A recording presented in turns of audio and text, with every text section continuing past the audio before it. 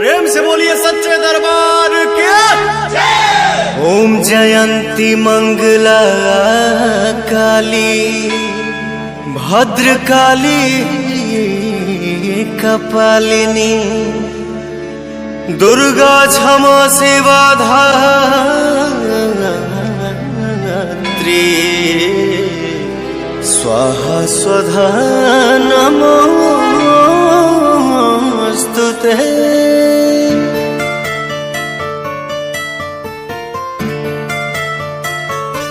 माई के आरती उतारो रे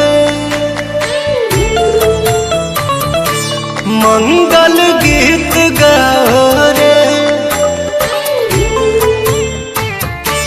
माई के आरती उतारो रे मंगल गीत गाओ रे। बड़ा भाग्य माई घरवा तयली तरल अंगनवा जे पौआई धैली। घिउआ के दिया जरा रे मैया जी के भोग लगाओ रे। माई के आरती उतारो रे मंगल गीत गाओ रे। जय जय जय माँ जय माँ जय जय जय माँ जय माँ।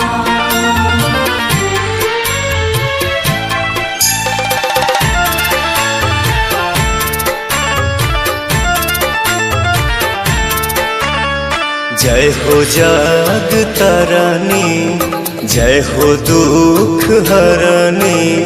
आइलू अपना बेटा के दुआर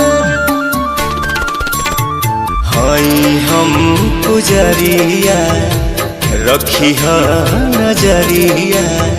सुखी रहे पूरा परिवार एहो पंडित जी शंख बजावा। सब जन मैया पे फूल बरसावा। मैया के चुनरी ओढ़ाओ रे हरी हरी चूड़ी चढ़ाओ रे।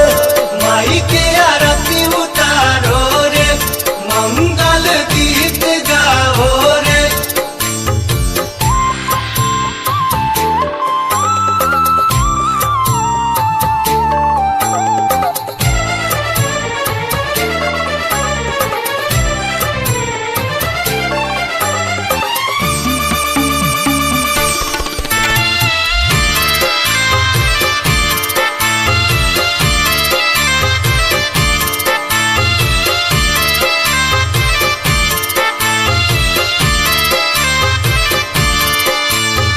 अइले सब देवता करे खाती नेवता।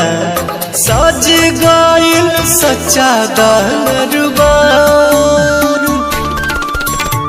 सभे पाँव पूजे चारों ओरिया गूंजे। माई तोहार जय जयकार श्याम देहाती आजाद गीतिया लिखले। पवन तोहर गावे के भजन सिखले। रानू अमित घंटी बजाओ रे संतोष दीपक टीका लगाओ रे। माई के आरती उतारो रे मंगल गीत गाओ रे।